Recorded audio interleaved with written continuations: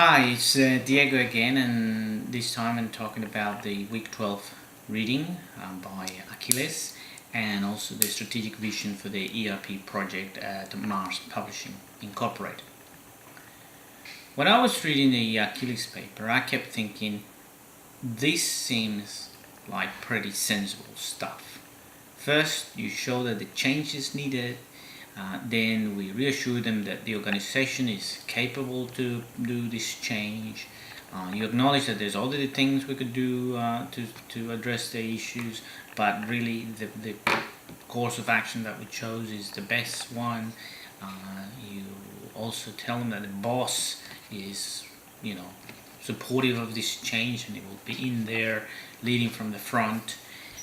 And at the end of it, we will all be better off because there'll be less stress, more money, professional growth, or whatever all the benefits we're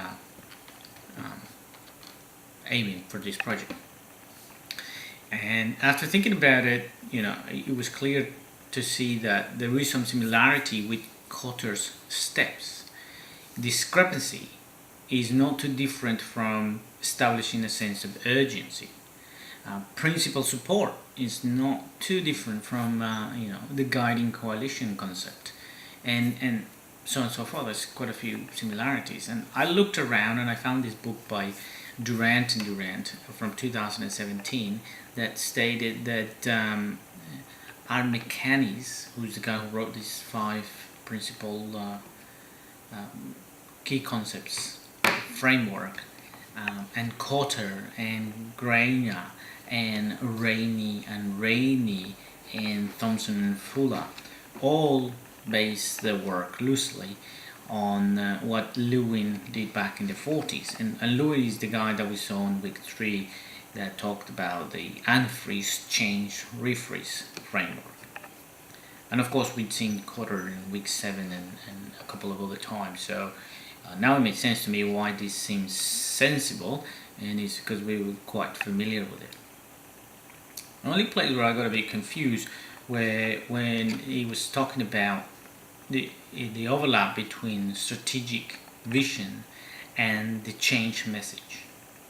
Now, strategic vision sounded made up to me, and I looked it up and I couldn't find anything referring to strategic vision. I found plenty of references to strategy and to vision, which is what I was expecting.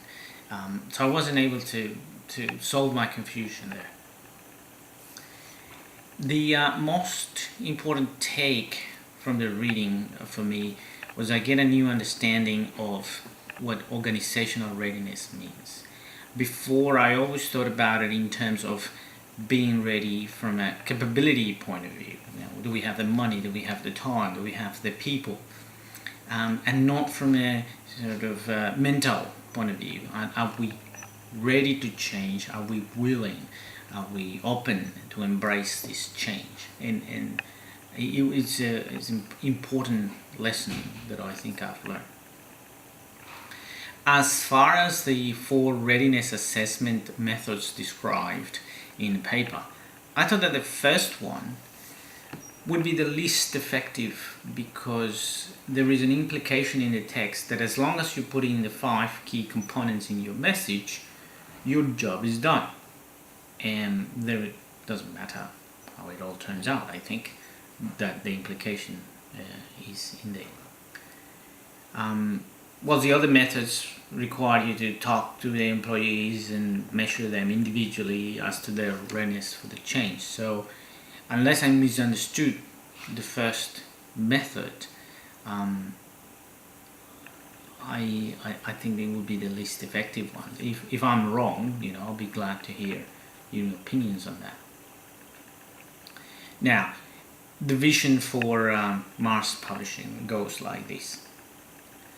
Our vision for the ERP project is that the next yearly cycle for Mars Publishing Incorporated be one that we focus on serving the needs of our customers and the needs of Filipino students without having to worry that the information they require, the information that we provide about books, production schedules, delivery dates, billing, etc. is in this system or is on that system and is hard to read or is not available in time. We envision the next year's cycle as one where we replace "that is not my department's responsibility" with "I can help you with that." A cycle where Luzon, Visayas, and Mindanao are not just separate offices but part of a close-knit family that is focused on delivering on the promise made by our founders of quality instructional materials for Filipino students by Filipino authors. Thank you.